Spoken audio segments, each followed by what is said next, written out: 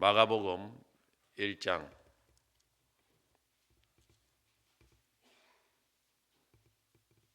9절에서 13절 큐티 본문대로 그대로 합니다. 그때 예수께서 갈릴리 나사렛으로부터 와서 요단강에서 요한에게 세례를 받으시고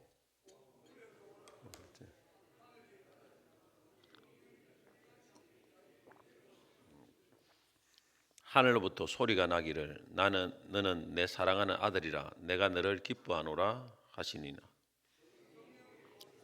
광야로 몰아내신지.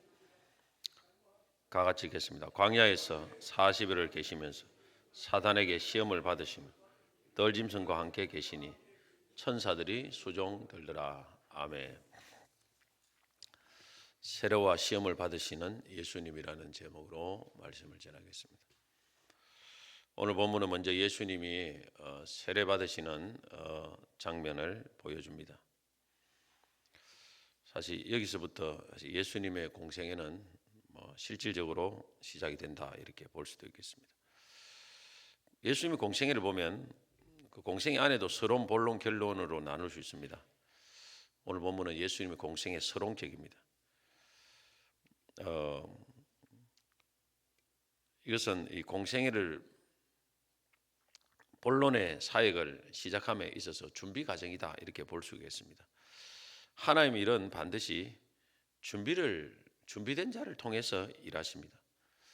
어떤 사람들은 하나님이 그냥 불러가지고 준비시켜 사용하신다, 또 하면 된다 이렇게 말하는 분도 있습니다. 물론 특별한 경우는 그럴 수도 있지만은 99.9%는 다 준비시킵니다. 준비된 자만이를 하나님이 쓰십니다. 하나님이 그리 적극적으로 계획성이 없이 그렇게 하시는 분은 절대 아닙니다. 해보면 어떤 일을 다 하면 그 사람을 미리 다 준비시켜요. 요셉을 보십시오. 총리를 만들려면 다 준비시키는 거예요.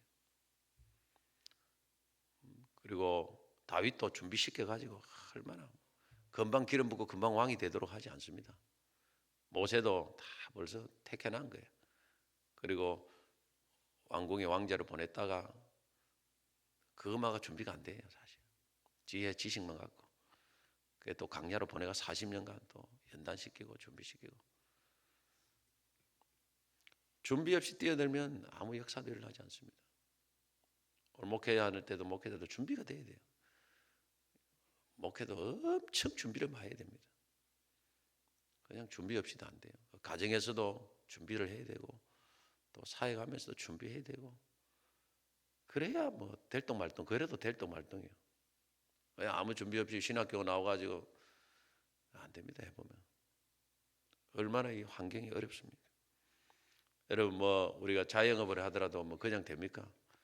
준비를 철저하게 하고 해야 살아남지. 안 그러면 하다 다 무너집니다. 예수님의 첫 번째 준비는 세례 받으시는 겁니다. 세례는 우리가 지금 받는 세례의 의미와 좀 동의를 시해서는 안 됩니다. 우리가 받는 세례는 죄가 있는 자가 죄 씻음을 의미하는 세례를 받음으로 이제 우리 신자가 됨을 공식적으로 인정을 합니다. 이번에 또 우리가 세례 또 준비 교육을 하고 있죠. 그런데 예수님의 세례는 조금 틀립니다.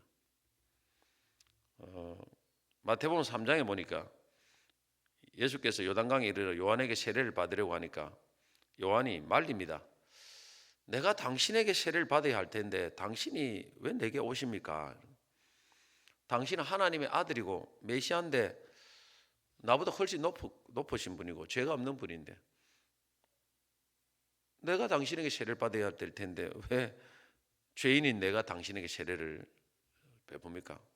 요한이 참 이해가 안 돼가지고 예수님께 질문을 합니다. 그리고 예수님이 뭐라 했습니까? 이제 허락하라.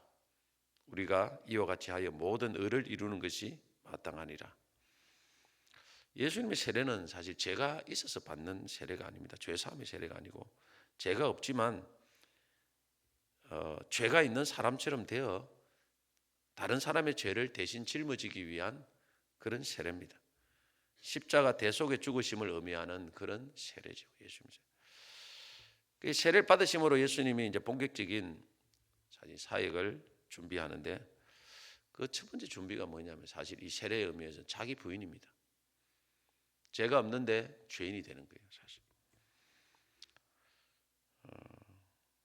십자가 지시기 전에 이미 예수님은 요한에게 세례를 받으심으로 철저하게 자기 부인의 길을 걷습니다. 그리고 예수님이 자기를 따르는 제자들에게 말했습니다. 누구든지 나를 따르거나 자기를 부인하고, 제일 첫 번째 자기 부인이에요. 능력 받는 게 아닙니다. 하나님 능력 아무나 주십니까? 자기 부인도 안 되는 사람 능력 주면 큰일 나죠. 자기 부인이에요.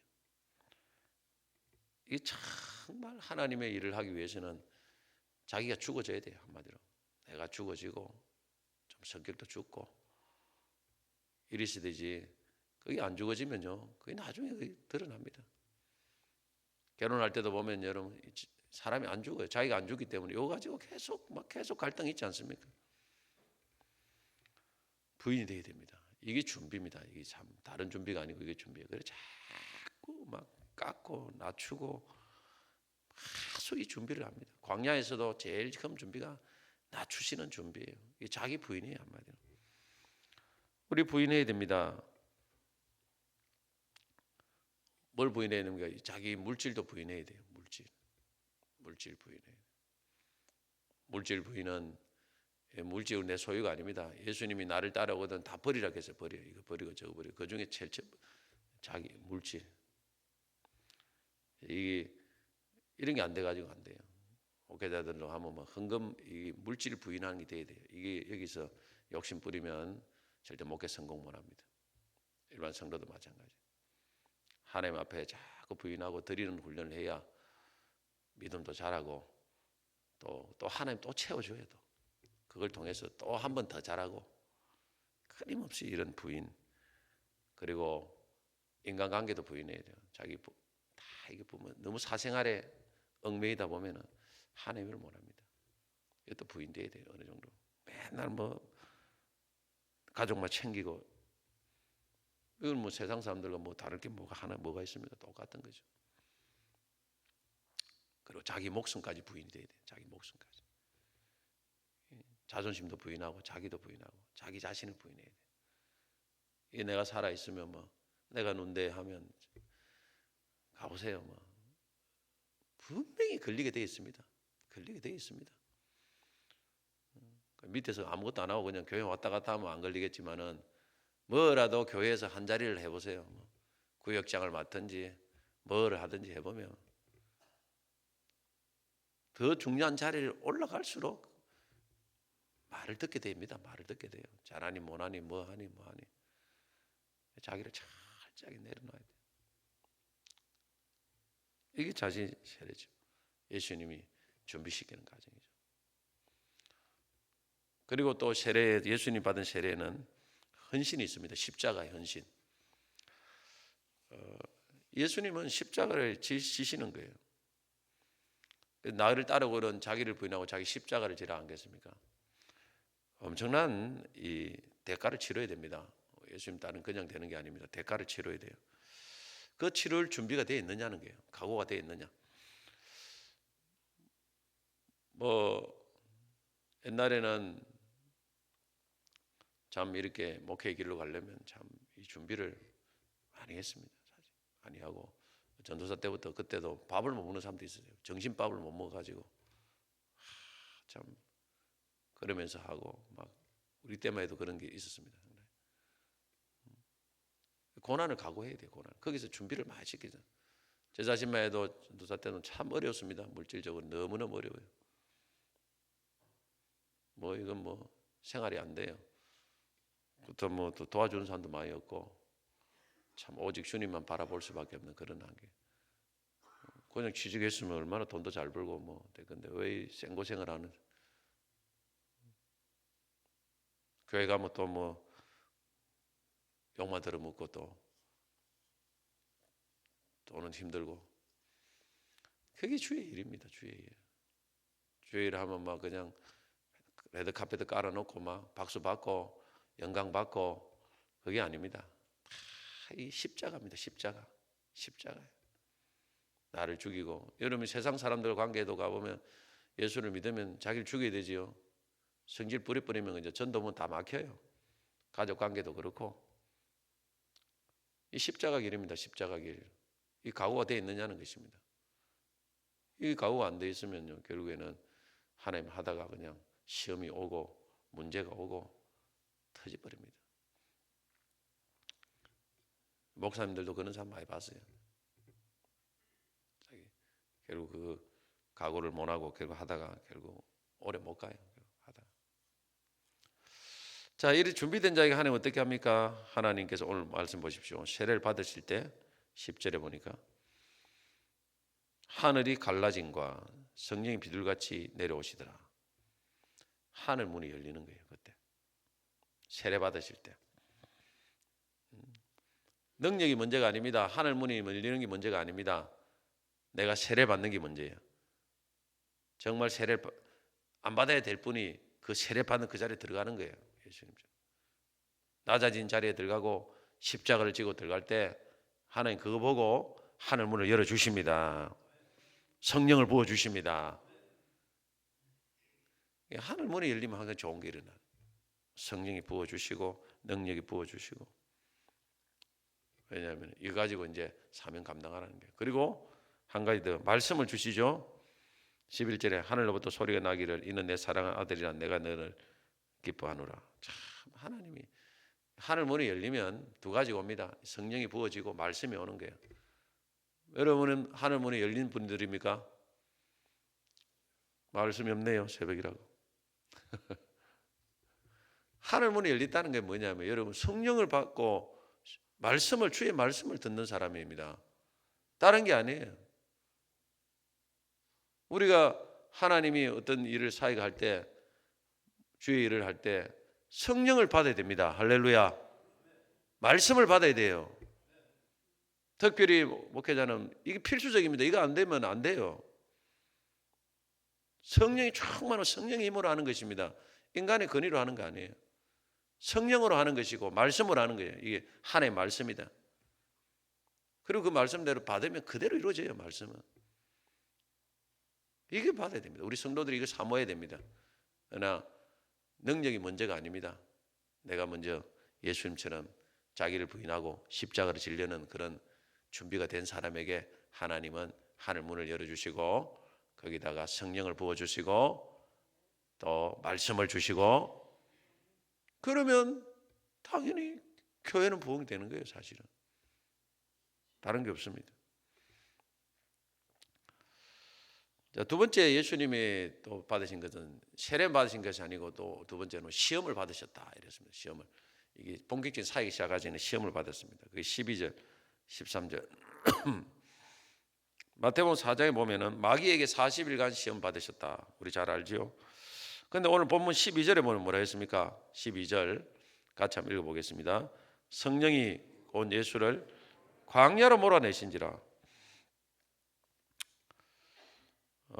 이해 금방 안 되는데 성령이 마귀에게 시험을 받도록 광야로 예수님을 끌고 갔다는 것입니다. 그럼 이 시험은 뭡니까? 하나님이 의도적으로 예수님을 받도록 하신 것이다. 성령이 그렇게 몰고 갔다는 것입니다. 뭐 유혹받아 가지고 끌고 끌려간 것이 아니다 하는 것이죠. 그럼 왜 그러면 하나님이 예수님 시험 받도록 허락하셨을까요? 이것도 저는 본격적인 준비 과정이라고 생각합니다. 자기 부인하고 하나님 말씀 듣고 성령 충만 받으면 됐지 뭐 준비할 게 뭐가 있겠느냐? 또 준비할 게 있습니다. 마귀의 시험을 이겨내는 준비를 해야 됩니다. 일종의 백신과 같아요. 독감도 백신 맞으면 쉽게 걸리지 않고 걸려도 빨리 낫습니다. 예수님 복음 전하려고 하면은 수많은 마귀 유혹이 있고 공격이 있고 수없이 반복됩니다. 마지막까지 막 공격해요. 막 발악을 칩니다, 여러분. 우리 살아가는 게 만만치 않아요. 천국 가는 그날까지 기도 많이 하셔야 됩니다. 마귀는 호시탐탐 노려요.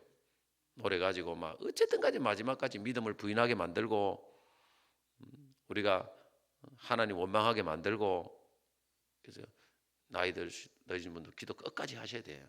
마귀의 시험을 이겨내야 됩니다. 이걸 아시기 때문에 미리 시험을 거쳐서 준비시키는 거예요. 또 이 시험은 첫 번째 아담은 마귀의 시험에 넘어갔지만 둘째 아담으로 오신 예수 그리스도는 시험을 이기심으로 예수님의 구원 사역도 결국 승리할 것임을 보여주는 암시라고 볼 수 있습니다. 자, 그러면 예수님이 이 시험을 어떻게 이겨냈습니까? 40일 금식 기도로 이겨낸 거예요. 금식 기도하면서 말씀으로 이겨냈죠, 사실. 그러니까 이 준비 과정은 어찌 보면 기도 준비다고도 볼 수 있죠. 기도 준비. 기도가 준비될 때 사실 저는 모든 준비가 많이 된 거라고 생각합니다. 다양한 시험이 있지만은 여러분 그때마다 기도해야 됩니다. 하나님께서 이걸 준비시켜 가는 것입니다. 이스라엘 백성들이 출애굽 이후에 광야에서 가장 첫 번째 전투가 아말렉과의 전투였는데 이때 어떻게 승리했습니까? 모세가 산에 올라가서 손을 들 때 승리했어요. 잘 싸워 승리한 게 아닙니다. 그래서 비밀을 알아낸 거예요. 이 승리의 비밀, 영적 전쟁의 비밀은 기도에 있다. 그래서 예전에는 이런 말이 있습니다. 지금은 그래 안 하겠죠. 예전에는 개척을 하는 사람은 21일 금식 기도를 하고 해야 된다. 이런 말이 있어요. 21일간 금식 기도를 하고 해야 된다. 요즘은 그런 사람 못 봤습니다. 예전에 그런 말이 있었어요. 그만큼 개척이 어려우니까 준비를 철저하게 기도 준비를. 예수님은 40일 금식 기도하고 공생을 시작했습니다. 우리가 주님 일을 할 때 철저한 기도 준비가 있어야 됩니다. 여러분 결혼하기 전에도 자녀를 위해서 기도 준비를 많이 하셔야 됩니다.